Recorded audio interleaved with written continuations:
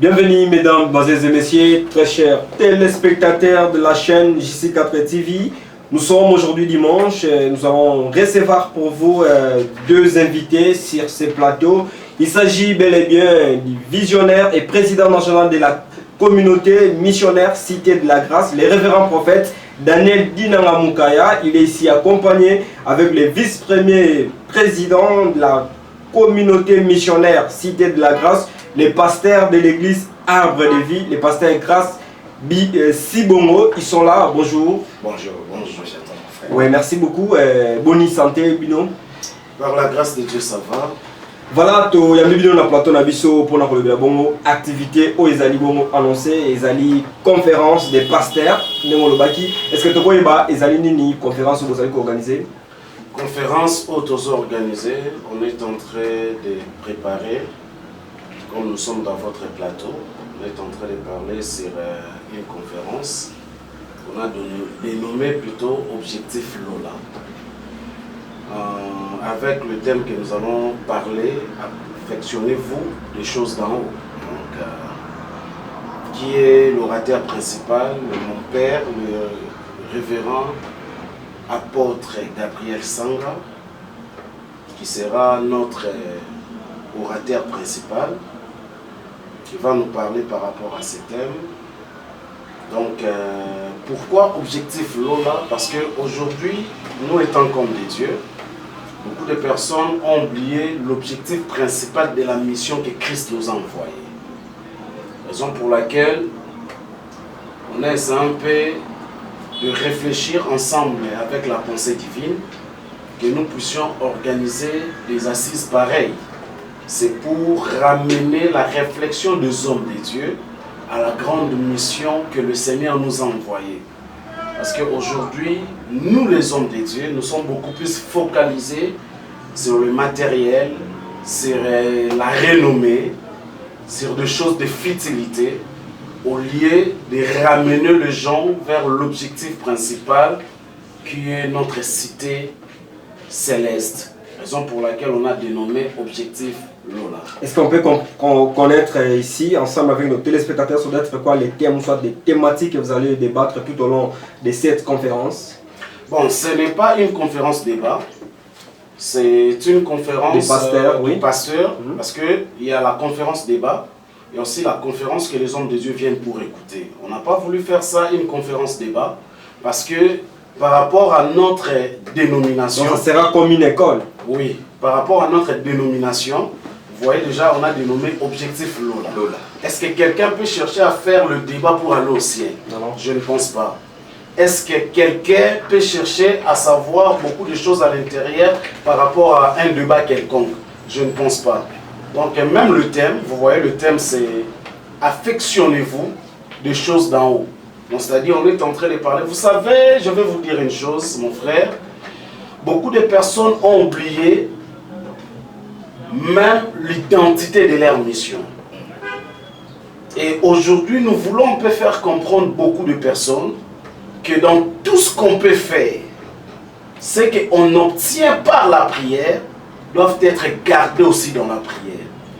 C'est qu'on obtient dans le sacrifice, doivent aussi être gardés dans le sacrifice. Donc ce qu'on a aujourd'hui, c'est le fruit de la prière, c'est le fruit du sacrifice, c'est le fruit de la méditation. Or, beaucoup de personnes aujourd'hui sont en train d'oublier l'objectif principal à cause de ce qui frappe aux yeux. Je vous donne un exemple biblique. Beaucoup des hommes de Dieu sont en train d'oublier que le miracle ne peut pas nous amener au ciel. Parce que Moïse a obtenu une faveur de conduire les enfants d'Israël dans la terre promise qui est Canaan. Moïse, lorsqu'il a parlé avec le Seigneur n'a pas dit à Moïse que Moïse, tu vas t'arrêter en cours de route. Dieu a parlé avec Moïse pour que Moïse amène son peuple dans la destination qui était Canaan. Mais une chose qui est vraie, à cause de la colère de Moïse, ça n'a pas permis à Moïse d'entrer à Canaan. On peut définir, je peux parler de Canaan comme le ciel, Égypte comme la terre. Donc l'objectif de Moïse était de prendre les enfants de Dieu pour les amener au ciel. Mais à cause des futilités qui se voient, n'a pas permis à Moïse d'aller à la mission, à la rencontre du Seigneur. À cause de ce qu'on voit aujourd'hui, à cause de réalités humaines, on peut rater notre objectif pour aller au ciel. Raison pour laquelle nous voulons ramener les hommes de Dieu à comprendre que la grâce, elle est trompeuse. Il ne faut pas s'appuyer à la grâce, il faut s'appuyer à notre objectif qui est le ciel. Alors, vous avez ici dénommé votre activité Objectif Lola. Vous pensez vraiment qu'aujourd'hui, la plupart de vos confrères pasteurs, est-ce qu'ils poussent leurs adeptes vraiment à aller au ciel, comme vous avez dénommé, ou soit il y a de ceux-là, comme l'avait prédit Jésus, au dernier temps, il y aura les vrais et les mauvais. Est-ce que les lots, à l'heure actuelle, est-ce qu'il y a, pouvez-vous affirmer ou infirmer qu'il y a des bons et des mauvais pasteurs? Oui, vous savez, moi je dis souvent, nous sommes au temps de l'Égypte, où la fille de Pharaon a la possibilité d'avoir l'enfant entre ses mains, mais elle n'a pas le mamelle pour allaiter l'enfant. Il faut chercher seulement la mère de l'enfant pour allaiter cet enfant. Qu'est-ce que je voulais dire? Aujourd'hui même les occultistes, ils ont les églises, mais ils n'ont pas le message que le lait maternel pour donner aux enfants de Dieu. Ils vont chercher les hommes de Dieu, le vrai comme le faux, pour enseigner ces enfants de Dieu. Mais une chose qui est vraie, tu peux chercher à allaiter l'enfant d'autrui, sache-le même par l'odeur, elle saura que, ou il saura que ce n'est pas sa mère. Donc le temps où nous sommes, c'est le temps où on peut sélectionner ce qui appartient au ciel. Comment arriver à les identifier? Parce qu'on ne sait pas, la Bible elle-même elle dit, ne jugez point. Comment arriver à identifier que celui-là est le vrai et l'autre il est peut-être le faux?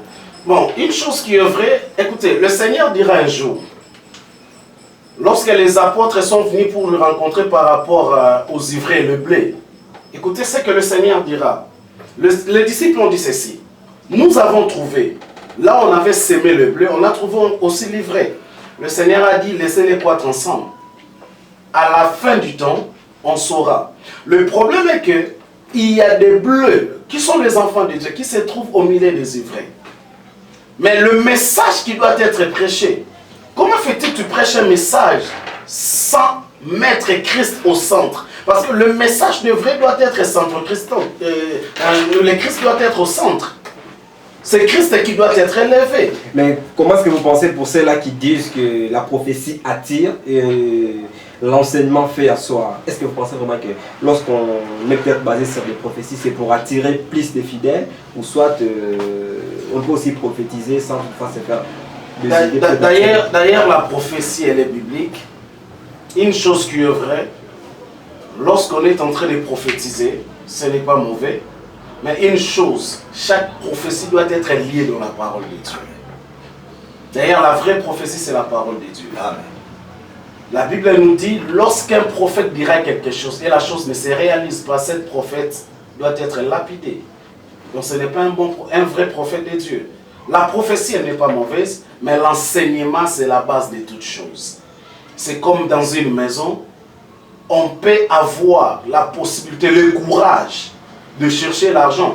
Mais quand tu n'as pas eu la grâce de passer même au banc de l'école, rassure-toi que plus tard tu auras des problèmes sérieux. La prophétie, c'est comme le courage qu'on a aujourd'hui. Je suis en train de faire cette allusion. Mais l'école, c'est ce qui nous fait asseoir à beaucoup de choses. L'enseignement donc. Donc, c'est un peu ça. Et voilà, parce que vous parlez aujourd'hui de l'objectif Lola, est-ce que, parce qu'aujourd'hui, la plupart des pasteurs... Donc, par rapport à la question que vous m'avez posée, une chose qui est vraie, la Bible nous dit ceci. Un jour, apôtre Pierre a posé la question à Jésus. Nous avons tout laissé, nous t'avons suivi. Qu'est-ce qu'on peut gagner? Écoutez, la réponse du maître, premièrement, c'était le royaume des cieux. Écoutez, une église qui présente les gens le matériel, ce n'est pas mauvais. Est-ce que ces gens-là sont déjà attachés dans leur cœur avec le Seigneur? Vous comprenez un peu? Oui. Donc le problème est que ce n'est pas le message de prêcher le mariage, ce n'est pas aussi mauvais. Mais il faut que les gens qu'on enseigne, qu'on prêche le mariage, doivent être d'abord sauvés en Christ. Parce qu'après avoir reçu Jésus-Christ dans notre vie comme notre Seigneur et Sauveur, une chose qui est vraie, pour gagner sur la terre, tu dois aussi être orienté. Donc, c'est un peu ça. Voilà, vous parlez ici de la dénomination de votre conférence qui est Objectif Lola. L'objectif aujourd'hui, comme vous l'avez dit, c'est de gagner, c'est plutôt de se marier avec Christ. Donc, de ramener les gens vers dans l'objectif principal. Qui est d'abord le royaume du ciel. Oui. Voilà, nous sommes arrivés, nous sommes en train de chuter. Pasteur Grace, vous êtes le vice-président national de la communauté missionnaire Cité de la Grâce. Vous êtes en même temps le responsable, le pasteur de l'église Arbre de Vie. Pouvez me donner l'adresse de cette activité ou soit de cette conférence qui s'annonce pour très bientôt? D'ailleurs, je dis d'abord merci à mon président qui est là, le révérend pasteur prophète Dinanga. Vraiment, j'ai aimé de la manière dont il a répondu par rapport aux questions. Et pour moi, vraiment, la Bible dit, vous connaîtrez la vérité vous affranchirez et la vérité vous rendra libre. Alors par rapport à notre projet de la conférence pour le pasteur, nous voulons que le pasteur soit équipé par la connaissance. Parce que la connaissance est une richesse qui amène l'homme à la compréhension de beaucoup de choses. Aujourd'hui, il y a beaucoup de gens... S'il vous plaît, pour devenir aujourd'hui pasteur, est-ce que c'est vraiment un appel ou soit il y a des scènes qui se lancent, qui deviennent pasteurs peut-être par vocation, par passion, parce qu'ils aiment devenir pasteur ou soit c'est d'abord recevoir l'appel? Une très bonne question. Je crois qu'hier, je publiais sur mon statut WhatsApp. Donc, une personne qui a été baptisée en 2021, il est devenu pasteur en 2022. Vraiment. Avec et en 2023, il devient Chougadad. Voilà. Donc, c'est-à-dire, comme si le système LMD est entré dans le ministère. Donc, une chose qui est vraie, il y a trois sortes d'appelés. Nous avons les personnes que Dieu lui-même a appelées. Nous avons les personnes que les hommes de Dieu ont appelées. Nous avons les personnes qui se sont appelées eux-mêmes. Donc Moïse, serviteur de l'Éternel, Josué, serviteur de Moïse. Mais pendant que les 7 fils de Sheva chassaient l'esprit, écoutaient la question du démon, nous connaissons Paul et le Dieu que Paul prêche. Mais vous, qui êtes-vous? Donc il y a des personnes aujourd'hui qui entrent dans le ministère par la souffrance. Il y a des personnes aujourd'hui qui entrent dans le ministère parce que Dieu les a imposés. Il y a des personnes aujourd'hui qui entrent dans le ministère parce que les hommes de Dieu ont fait le choix. Alors vous-même, vous êtes entré dans le ministère, c'était un appel ou soit c'est Dieu qui vous avez appelé ou soit c'était une vocation? Moi d'ailleurs j'ai été appelé de le ventre de ma mère. Donc si je vous raconte mon parcours, je crois que le temps c'est un peu court. C'est parti, ouais. Donc prochainement on fera une émission, je vous dirai comment Dieu m'a appelé. Mais une chose qui est vraie, j'ai été appelé de le ventre de ma mère, raison pour laquelle j'ai commencé à prêcher l'évangile à l'âge de 5 ans. Ah, vraiment. Pasteur Grace. Moi je voulais compléter le président. Oui. On ne devient pas pasteur parce que tu es au show au campus. Ah, il y a parce que. Aujourd'hui, tu es là qui échoue à l'université, il va rattraper la vie à l'église. Voilà. Donc on ne devient pas pasteur parce que tu es au show au campus, mais pas le mariage ne tient pas non. On devient pasteur parce que tu es appelé par Dieu. L'exemple de Samuel, il dormait à l'église mais il ne fut pas un pasteur. Vraiment? Il est simple frère à l'église, il prie le Seigneur. Mais les jours où Dieu, il a besoin de lui, il a passé au travers de son serviteur. Donc on ne devient pas. Tu dois être choisi par quelqu'un. Donc vous reconnaissez quand même aujourd'hui qu'il y a de ces pasteurs-là qui se sont lancés dans les ministères parce que peut-être exactement, il va se faire de l'argent. Oui, il a besoin de gagner quelque chose de matériel. Il a dit non, je commence bord. On appelle ça bord. On regarde ce qui est revu après le ministère. Raison pour laquelle la plupart de ces hommes de Dieu, des pasteurs... Et là, ce ne sont pas des appels comme vous avez dit, il y a de ceux-là qui sont appelés par eux-mêmes. Ils sont aussi appelés eux-mêmes. Oui, exactement. Donc par rapport à la connaissance, par rapport à la souffrance... C'est aussi biblique. Oui, je vous ai donné les exemples bibliques. Je parlais de Moïse, serviteur de l'Éternel. Mais Josué était serviteur de Moïse. Mais les 7 fils de Sheva, ils ont eu l'audace de chasser les démons. Pendant que même le monde spirituel ne les connaissait pas. Vous savez, pour être établi un homme au loin de Dieu, il faut que le monde spirituel te connaisse. Très bien. Raison pour laquelle prochainement on parlera de la consécration des hommes de Dieu. Voilà, mesdames et messieurs, vous savez que la télévision c'est aussi l'air. Nous sommes arrivés à la fin de cette émission. Nous allons prendre les pasteurs Grace il va donner l'adresse aussi de référence. Pasteur Grâce. Normalement, notre église, ils ont déjà un niveau, il y a Massangambi, la Kati. Donc, ceux qui ont un niveau, il y a Campus, et puis ils ont un niveau, non, Ipen, Galema, ma campagne et tout. Ceux qui ont la cité verte, Matakibala, ceux qui la cité verte, aux taxis, eux qui sont vers Massangambi, la Kati. Mais bateau, ils ont Lemba, Bandal et tout et consort. Dès qu'ils ont repris là-bas, ils ont la Massangambi, la Kati. Ils ont venu Tchakoufa, numéro 5. Et si dès que vous place aux Kita, et si vous avez à venir l'église des alliés, donc nous sommes là. Tous ceux qui ont des connaissances sur la Misika, on dit que c'est l'anza mais ça m'a soloté. Bah comment un peu pasteur était pour la théologie. Vraiment. Non vous la taillez bébé. Oh non parce que j'ai beaucoup étudié au côté de ma camonza mais il y aura une différence là où toi Benjamin Nanza au monde a particularité Isala. Donc on va débattre ça après. Mais toutefois tous ceux qui ont passé l'anza mais ne se boya vous en gâter. Tous en amour au Musika Lubumbashi. C'est un père du réveil Nakata Lubumbashi. C'est un grand homme connu dans ce pays. Bien que tout ça promotion a été mais nous devons rencontrer aussi les grands. Oui. Et c'est normal. Pasteur Sony, pasteur. D'ailleurs, quand tu n'as pas le père, tu n'auras pas le père. Donc voilà. Tu vas être un cadeau tout le monde à la vie. Je aussi de faire l'appel à tout homme de Dieu. Amen. Tu as besoin de la connaissance. Moi, je suis amoureux de la connaissance. Wow. Parce que la Bible nous dit j'aime la piété et non le sacrifice, la connaissance de Dieu plus que les holocaustes. Tu peux monter à Mangue, tu peux faire 40, 50 jours de jeûne et prière, mais si tu n'as pas la connaissance, je crois que c'est rien. D'ailleurs, pour votre information, Dieu ne répond pas à nos paroles multipliées. Dieu répond dans sa parole qui ressort dans nos bouches. Raison pour laquelle nous invitons tous les hommes de Dieu, les 12 août. Donc les hommes de Dieu, les femmes de Dieu, serviteurs, servantes de Dieu, les 12 août à partir de 8h30 jusqu'à 12h juste, nous serons là pour bénéficier de cette connaissance. C'est un père du réveil dans notre pays. Amen. Apôtre Gabriel Sanga. Donc aujourd'hui, avoir de personnes pareilles, d'ailleurs, c'est une grâce.